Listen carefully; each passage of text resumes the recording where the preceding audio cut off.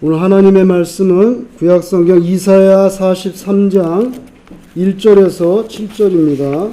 구약성경 1019페이지 이사야 43장 1절에서 7절까지 한 절씩 교독하고 마지막 절을 같이 읽겠습니다. 이사야 43장 1절에서 7절. 야곱아, 너를 창조하신 여호와께서 지금 말씀하시느니라. 이스라엘아, 너를 지으신 이가 말씀하시느니라. 너는 두려워하지 말라. 내가 너를 구속하였고 내가 너를 지명하여 불렀나니 너는 내 것이라. 내가 물 가운데로 지날 때에 내가 너와 함께 할 것이라. 강을 건널 때에 물이 너를 침몰하지 못할 것이며 내가 불 가운데로 지날 때에 타지도 아니할 것이요 불꽃이 너를 사르지도 못하리니. 대저 나는 여호와 내 하나님이요 이스라엘의 거룩하니요 내 구원자임이라. 내가 애굽을 너의 속량물로 구스와 스바를 너를 대신하여 주었노라. 내가 내 눈에 보배롭고 존귀하며 내가 너를 사랑하였은즉 내가 내 대신 사람들을 내어주며 백성들이 내 생명을 대신하리니. 두려워하지 말라. 내가 너와 함께하여 내 자손을 동쪽에서부터 오게 하며 서쪽에서부터 너를 모을 것이며 내가 북쪽에게 이르기를 내놓으라. 남쪽에게 이르기를 가두어 두지 말라. 내 아들들을 먼 곳에서 이끌며 내 딸들을 땅끝에서 오게 하며 내 이름으로 불려지는 모든 자 곧 내가 내 영광을 위하여 창조한 자를 오게 하라. 내가 그를 지었고 그를 내가 만들었느니라. 아멘. 하나님께서는 이스라엘 백성들에 대해서 그들의 죄악으로 인해서 징계를 받게 될 것에 대해서 계속 말씀하셨는데요. 특별히 예언자들을 통해서 다시 하나님께 돌아오라 누차 말씀합니다. 돌아오라. 하나님의 징계 선언으로 이스라엘이 크게 낙담하고 두려워하고 있었는데 그럴 때 하나님은 또 저들을 향해서 오늘 말씀을 주는데 너는 두려워하지 말라. 두려워하지 말라. 이것이 오늘 본문에 나타나는 하나님 약속의 핵심입니다. 두려워하지 말라. 그렇다고 환경이 변화되는 것은 아닙니다. 나라는 망하고 예언자들이 미리 예고한 것처럼 나라는 망하고 예루살렘은 불타고 백성들은 포로로 끌려갑니다. 그러나 그런 극한 상황 가운데서도 두려워하지 말라고 말씀하는 거예요. 왜냐하면 결국에는 하나님의 사랑이 다시 회복될 것이고 그 모든 역경의 환경을 초월하는 하나님의 은혜의 역사가 다가오기 때문에 두려워하지 마라. 여러분, 아무리 능력 있는 아버지가 있습니다. 인격도 너무나 훌륭합니다. 그런 아버지가 있어도 그 아버지가 나의 아버지가 아니라면 그 인격이나 그 능력이 도대체 나와 무슨 상관이 있겠습니까? 그건 옆집 아저씨일 뿐이에요. 하나님 전능하신 분, 말씀으로 천지를 창조하시고 온 우주를 다스리시는, 그리고 하나님을 찾는 사람들을 도와주시고 은혜와 복을 내려주시는 분이지만, 그렇지만 그 모든 은총을 우리하고 바로 연결시키는 거는요, 그분이 바로 나의 하나님이 될 때에만 의미가 있는 거죠. 아무개 권사님, 아무개 장로님의 하나님은 나하고 무슨 관계가 있습니까? 결국에는 신앙이라는 것이 하나님하고 나하고, 마지막에는 하나님하고 나하고 1대1로 만나는 것 뿐이죠. 누구 때문에 내가 구원받을 수는 없는 거예요. 오늘 본문을 보면 마치 목자가 양을 불러서 안전하게 우리 가운데 넣어주시겠다는 것과 같은 그런 느낌을 받게 되는데, 구원받은 자, 하나님의 백성, 하나님의 거라는 거예요. 하나님의 소유. 그것도 보통 소유가 아니고 보배롭고 존귀하게 여기겠다 말씀합니다. 이건 하나님의 은혜 때문이지요. 은혜 때문입니다. 사실 이스라엘은 우상숭배와 불순종 때문에 하나님의 미움을 받아야 마땅한 족속이죠. 마땅한 족속입니다. 그런데 하나님께서 사랑하신다는 그 한 가지이기 때문에 보배롭고 존귀하게 여기신다고 오늘 본문에 말씀합니다. 정말 사랑하는 사람이라면 그 허물과 약점까지도 다 덮어지는 거죠. 덮어집니다. 사실 하나님께서도 이스라엘을 그 정도로 사랑하시는 거예요. 그래서 4절에 네가 내 눈에 보배롭고 존귀하며 내가 너를 사랑하였은즉 내가 네 대신 사람들을 내어주며 백성들이 네 생명을 대신하리니 이런 말씀도 나옵니다. 이게 무슨 말씀입니까? 내가 너를 사랑하기 때문에 사람들을 내주고 백성들이 네 생명을 대신한다고 하는데 이게 무슨 말씀입니까? 성경 말씀은 참 어려워요. 한글로 읽으면 한글은 들어오는데 뜻은 잘 안 들어와요. 여러분이 너무 빨리 읽으시느라고 기억을 못하겠지만 하나님은 이스라엘을 택하시고 사랑하시기 때문에 예를 들면 3절에 말씀했어요. 애굽, 구스, 스바 이 나오죠? 그 3절에 미리 예를 들어서 말씀했어요. 애굽이나 구스나 스바 이런 나라를 이스라엘을 위한 대속물로 내어 주신다는 거예요. 뭐 예를 들면 이스라엘을 이집트 노예살이에서 해방시키기 위해서 이집트에 10가지 극단적인 재앙을 내렸습니다. 애굽의 모든 장자가 죽어나갔죠. 하나님 이 말씀은 빈말이 아니에요. 내가 너를 사랑하기 때문에 이거 무서운 진리죠. 그죠? 요한복음 3장 16절 하나님이 세상을 이처럼 사랑하사 이게 무슨 말씀입니까? 이처럼 사랑하사 어떤 대가를 치르더라도 기꺼이 너를 건져내겠다. 근데 그 어떠한 대가가 뭡니까? 내 아들을 죽여서라도 독생자 그거 아닙니까? 하나님이 우리를 사랑하는데 어떤 대가를 치르더라도 너를 건져내겠다. 독생자를 주시는 판에 뭐 애굽이나 구스나 스바가 문제입니까? 하나님께? 오늘 본문 5절에서 7절에 보면 그동안 죄로 말미암아 바벨론에서 포로당하면서 괴로움을 겪었던 자기 백성을 동서남북 온 세계로부터 다시금 불러 모으시겠다고 약속하잖아요. 여기 그죠? 동쪽 서쪽 남쪽 북쪽 다 나왔어요. 땅끝에서부터 불러 모으겠대. 그래서 7절에 내 이름으로 불려지는 모든 자 내 이름으로 불려지다니 그게 무슨 말입니까? 한국말은 참 어렵습니다. 그죠? 한글은 알겠는데 내 이름으로 불려지는 모든 자 곧 내가 내 영광을 위하여 창조한 자들 내가 다시 불러 모은다는 거예요. 선과 악을 넘어서 죄를 지면 징계가 있는데 근데 그것까지 넘어서 마침내 다시 끌어모아요. 다시 품어. 그죠? 내 이름으로 불려지는 모든 자, 내 이름이 뭡니까? 내 이름은 하나님인데, 내 이름은 히브리 말로 야훼인데, 내 이름은 엘입니다. 엘. 그죠? 엘이 하나님 아닙니까? 하나님.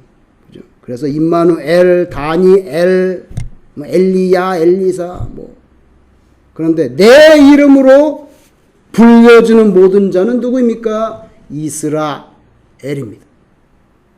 하나님 이름이 들어있잖아요. 그죠? 하나님 이름이 들어있어요. 그 이스라엘을 말하는 거예요. 내 이름으로 불려진 자. 거기 엘이 들어있잖아. 엘. 이스라엘을 다 불러 모으겠다는 거예요. 우리는 아브라함 피 섞이지 않았어요.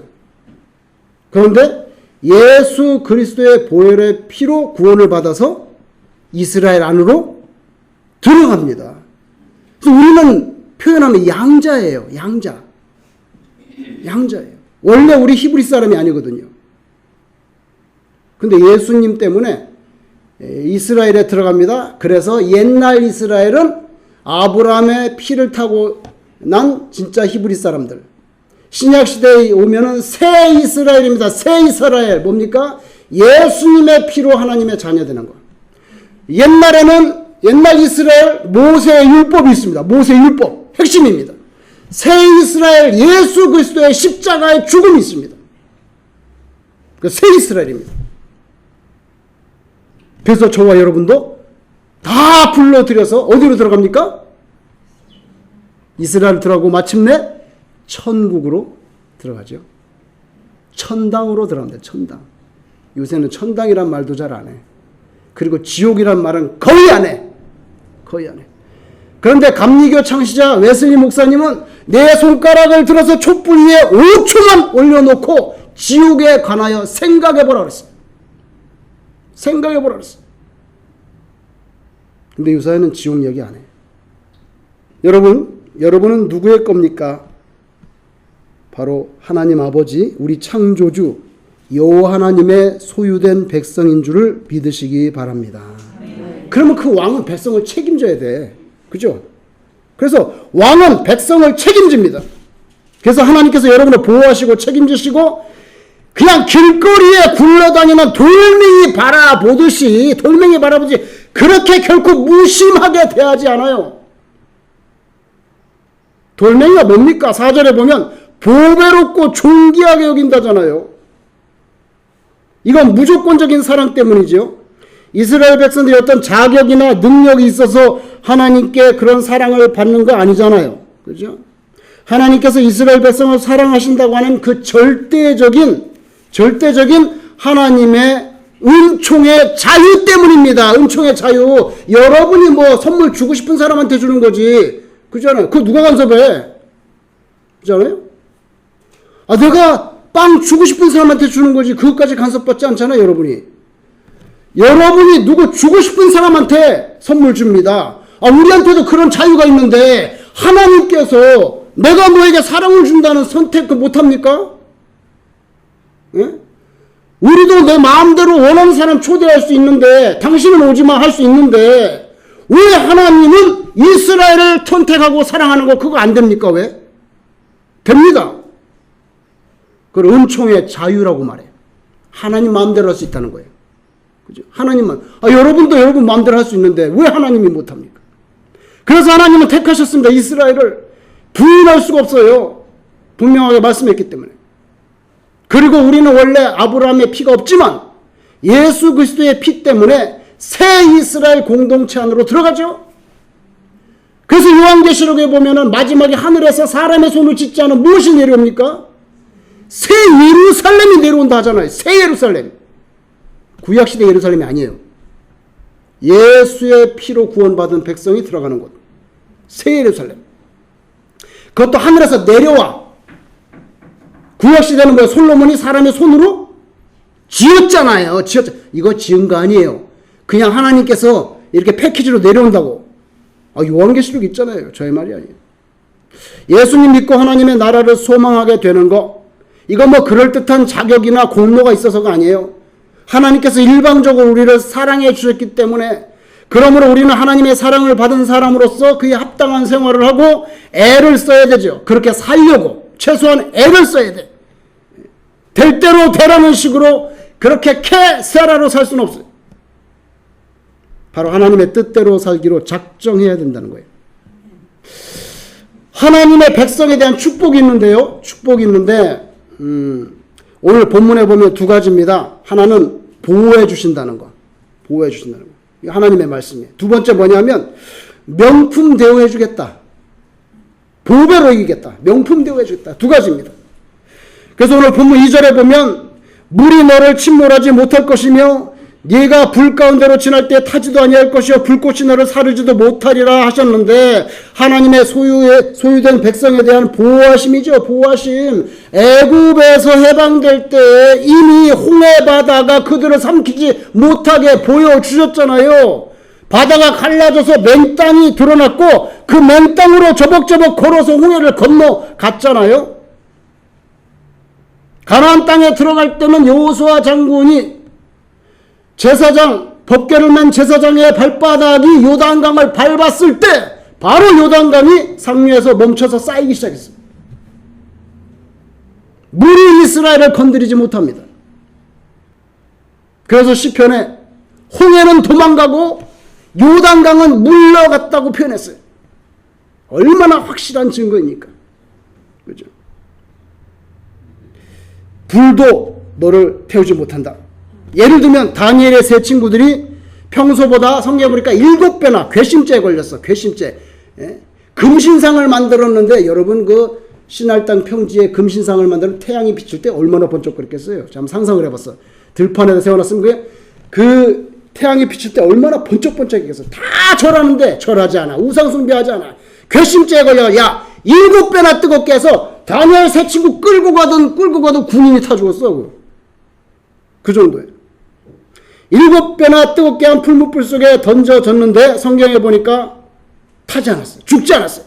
다니엘 3장 27절에 보니까 그 불 속에서 하나님께서 구원하셨는데 뭐라고 말합니까? 머리털도 그을리지 아니하였고 겉옷 빛도 변하지 아니하였고, 그러니까 옷이 이렇게 살짝 끄슬린 흔적도 없어. 빛도 변하지 않았고, 그 다음에 뭡니까? 불탄 냄새도 없었더라. 여러분, 내가 불타지 않아도요, 장작불 옆에 갔다가 나오면 화근내가 나잖아요. 여기서. 그죠? 여기서 그 냄새 나잖아요. 그런데 불탄 냄새도 없었더라. 하나님께서 사랑하시는 자, 물이든 불이든 어떤 위협이든지 간에 그 가운데서 보호해 주신 줄로 믿습니다. 믿는 사람은 보호를 받고 믿지 않는 사람은 보호를 못 받는 거지. 뭐 어떻게 그럼. 간단해요. 두 번째 축복이 뭐냐면요, 하나님의 백성이 된 축복은 보호하시는 것 말고 명품 대우해 주신다 하잖아요. 4절에 네가 내 눈에 보배롭고 존귀하여, 이렇게 말합니다. 우리가 보배가 되고 존귀하게 되는 건요, 하나님 안에서 우리가 발견될 때예요. 하나님 밖으로 나가면 그냥 천대를 받는 거예요. 어쩔 수 없어요. 그거는 천대를 받아. 하나님의 소유된 백성이 될 때, 그때 명품 대우 받는 거죠. 여러분은 뭐 세상적인 환경이 좀 초라할 수도 있어요. 살다 보면 잘 나갈 때도 있고 뭐 못 나갈 때도 있는 거지. 초라할 때도 있고, 그럴 때도 여러분은 하나님 앞에 보배로운 존재라는 것을 절대로 잊으면 안 됩니다. 아유, 저 고등학교 2학년 때 우리 반에 딱 봐도 일본 애 같이 생긴 애가 있었어요. 그래서 맨날 놀리는 거예요, 아이들이. 예. 그러면서 그 아이의 이름을 부르지 않고 맨날 뭐라고 그러냐면 이노끼라고 불러. 야, 이노끼. 딱 보면 꼭 일본 사람같이 생겼어, 진짜. 그래가지고 이노끼라고 부르니까 맨날 걔를 놀리는 거예요. 그런데 한 번은 담임 선생님이, 자, 이제는 여러분들 집집마다 가훈이 뭔지 알아가지고 와가지고 이제 발표한다. 그래가지고 애들마다 전부 나와가지고 고등학교 할 때 자기 집 가훈이 뭔지를 말하고 들어가는 거예요. 자기 집 가훈이 뭔지. 아, 근데 그 이노끼 아이가 나왔어요. 진짜 한국 이름은 잊어버렸어요, 저는. 이노끼밖에 생각이 안 나. 그 이노끼가 나와서 우리 집 가훈은요, 혈통의 자존심. 이렇게 말했단 말이에요. 아, 그런 가훈이 있어요? 혈통의 자존심이래, 자기 집 가훈이. 그래갖고 애들이, 그거 뭐라고, 너 일본 사람 아니야? 너 일본 사람 아니야? 그렇게 놀렸어요.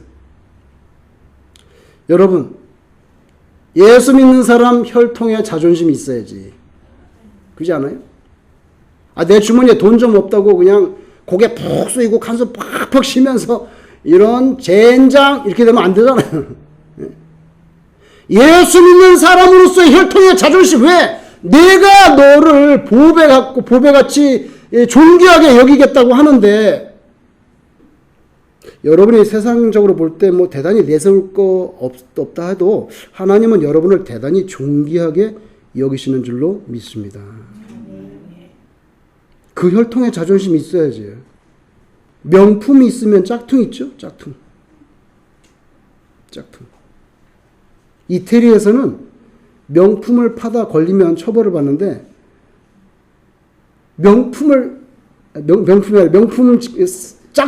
짝퉁을 팔다가 걸리면 그 법에 의해서 그 처벌을 받게 되는데요. 너무 재밌는 게 뭔지 아세요? 그 짝퉁을 판 가게보다 짝퉁을 산 사람이 벌이 더 크대. 그러다 짝퉁을 사다 걸리면은 엄청나게 벌 받는 거예요. 국가적으로 아주 그냥 이태리의 자존심을 내걸고 절대로 짝퉁을 팔지도 말고 사지도 말라는 거예요. 그러면 우리 이태리 망한다는 거예요. 그럼 국가적인 자존심을 걸고 있어. 여러분, 명품 있고 또 짱품 있지 않습니까? 하나님께서 우리에게 너 명품으로 여기신다고 하는데, 명품으로 여기신다고 하는데 우리는 짝퉁처럼 산다면 그거 되겠습니까? 그죠? 하나님의 엄청나게 거룩한 사랑, 예수님의 진실된 희생, 피를 흘려주신 희생, 그 명품 같은 사랑을 그걸 진실되게 받지 못하고 왜곡되게 받고 또 왜곡되게 전하고, 뭐 예를 들면 대표적으로 예수 믿고 그냥 복 받는 거. 근데 복이 영적인 복도 많은데 이 세상의 물리적인 복들, 그런 거에 치중하는 거, 교회 다니는 게 예수 믿고 긍정적인 사고방식, 파지티브 띵킹을 갖게 돼가지고 여러분 회사에도 잘 된다고, 공부도 잘하게 되고, 그런 세속적인 성공을 향한 번영의 복음으로 왜곡시키는 그런 짝퉁 복음이 판을 치는 세상, 미국에서 제일 큰 교회는 바로 거기는 죄를 언급하지 않습니다. 지옥을 말하지 않습니다. 예수 믿고 긍정적인 사고방식으로 세속적인 성공을 하는데 사실 많은 그 메시지가 거기에 할애되어 있어요. 구름대같이 체육관을 빌려서 예배를 드려요. 너무 사람이 많아서. 메시지를 들을 때 하나도 불편하지 않아. 나를 찌르지 않기 때문에. 기독교는요, 분명히 세상적인 안목으로 볼 때는 굉장히 거친 종교입니다. 교리가 껄끄럽고 받아들이기 힘들죠. 뭐 사람이면 사람이고 신이면 신이지, 사람이고 신은 또 뭐야? 어떻게 처녀가 아기를 낳는다는 거야? 아주 납득하기 어렵고 극단적이고 또 배타적입니다. No other names. 오직 예수로만 구원받는다. 극단적으로 배타적입니다. 그런 투박한 진리가 틀림없는데 너무나 편안하고 합리적이고 숭늉같이 넘어가는 그런 거짓된 인본주의화 시킨 가짜를 내다 파는 사람들, 그런 교회, 그 문제지만 그 짝퉁 같은 종교성에 매몰돼 가지고 자기가 진짜 고상한 크리스천으로 착각하면서 사는 많은 사람들, 기독교인은 아니고 종교인인데, 여러분, 우리는 그렇게 짝퉁으로 살 수는 없다. 사랑의 결정체 십자가 정신, 예수님의 고난과 희생, 이거 문자 그대로 그냥 액면가대로 받아들이고 그 신앙의 세계를 나의 현실 세계의 풍요, 기복을 위한 액세서리 정도로 자꾸 왜곡해서 받아들이는 그런 거는 우리가 좀 잘라내야 된다. 자격이 없잖아요. 우리는 죄가 많으니까 자격이 없는 우리를 보호하시고 보배같이 존귀하게 여기시고 이 특별한 관계성 안에 두시겠다고 하는데, 그 영적인 대속의 장치로 십자가를 세웠습니다. 문자 그대로 이 십자가 정신을 그대로 받아들이고 예수의 피 때문에 내가 산다. 뭡니까? 예수는 왜 죽었냐는 거예요. 나 때문에 죽었다는 거예요. 그걸 믿느냐는 겁니다. 난 죄가 없는데 내가 뭐 사기를 쳤냐, 뭐 살인을 했냐, 내가 뭐 죄가 있냐, 그게 아니고 내 죄 때문에 예수가 피를 쏟았다. 그걸 믿느냐는 겁니다. 정말. 여기 길거리 지나가는 사람 붙잡고 보세요. 당신 죄인이지.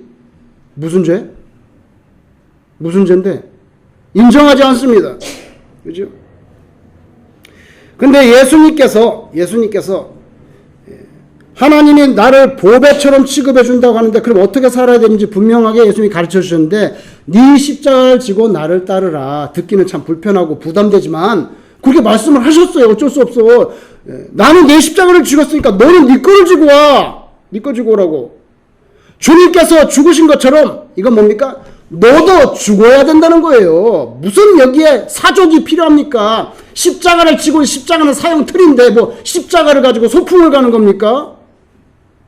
십자가를 지고 나를 따르라는 것은 뭡니까? 예수님 정신 가지고 같이 죽자는 겁니다. 이건 죽음으로의 초대죠. 죽음으로의 초대입니다. 나의 죄된 자아는 죽어야 된다는 거예요. 그리고 그리스도의 영성으로 부활해야 된다는 것입니다. 비장한 초대죠. 비장한 초대. 그래서 그리스도의 남은 고난 너 자신에게 채우라고 하는 심각한 도전의 말씀이죠. 예수님의 참 제자가 되는 거, 하나님의 명품 소유가 되는 거, 이거는 예수님의 길을 따라 같이 걷는 건데 하나님 명품 되었다고 하는 것은 그 이름에 걸맞는 실체적인 삶을 진짜 살아야 된다는 거죠. 살아야 된다는 거죠.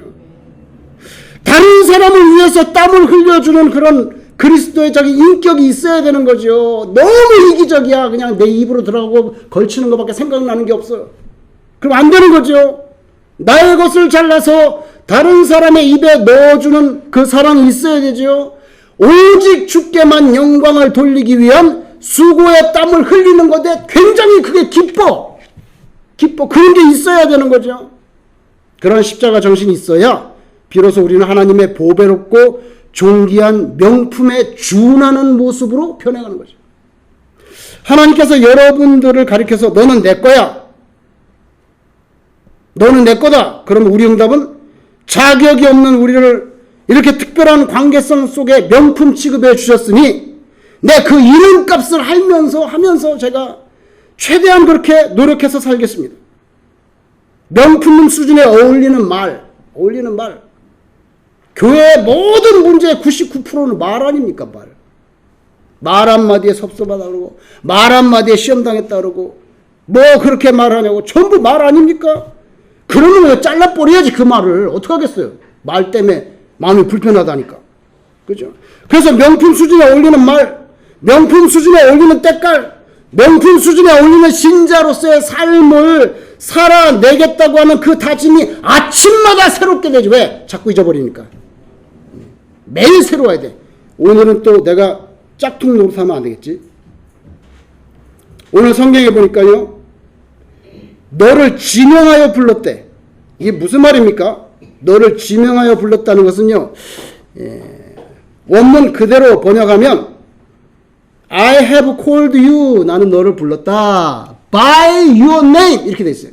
I have called you by your name. 내가 너 이름을 불러서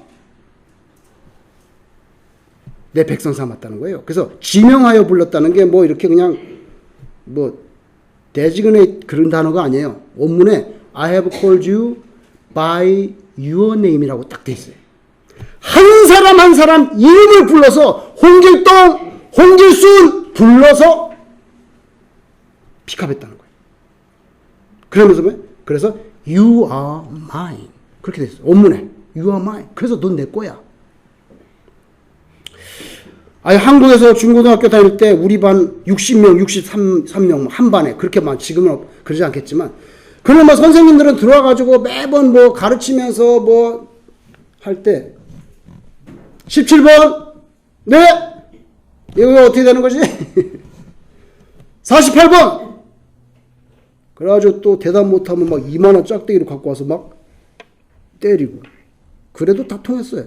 머리를 때려서 피가 이렇게 솟아오르는데도 머리 이렇게 누르고 병원 가도 그 다음날 똑같이 선생님이고 학생이 아무런 문제가 없었어. 그때는.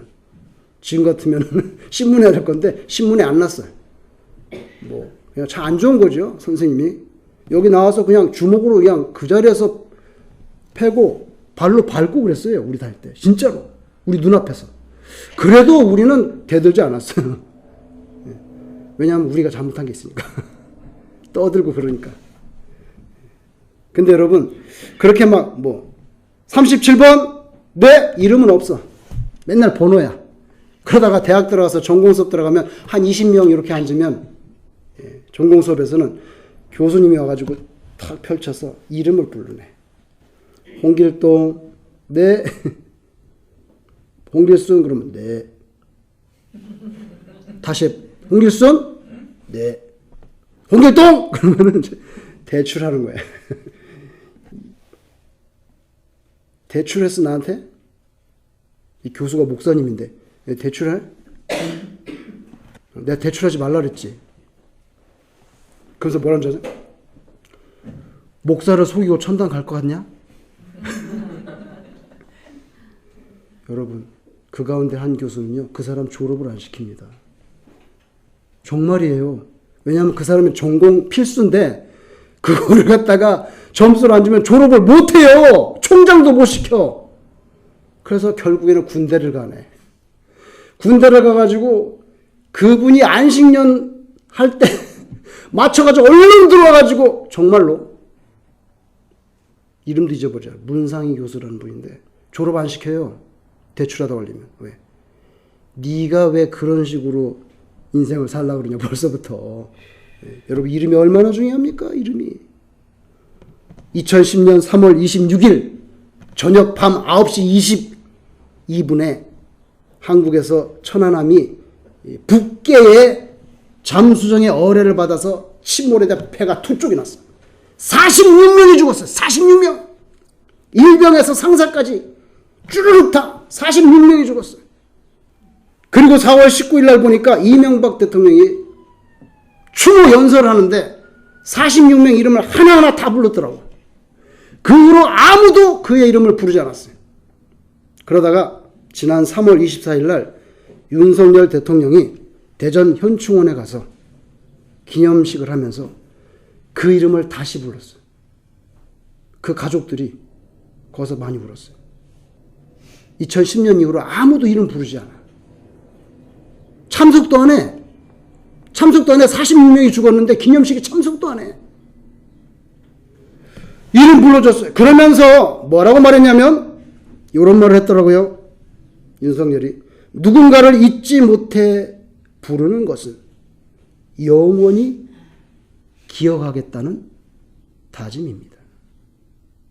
멋있는 말 한 것 같아요. 누군가의 이름을 부르는 거는 영원히 잊지 않겠다는 것을 다짐하는 것이다. 여러분 하나님께서 I call you by your name. 그래서 you are mine. 내 거야. 그러니까 내가 다 보호하고 내가 너를 보배롭게 여긴다. 여러분 심지어는요 하나님의 징계 가운데 들어갈 때도 하나님은 사랑의 끈을 자르지 않습니다. 징계를 해도 계속 붙잡고 징계해요. 절대로 이름을 부른 거 그거 버리지 않아요.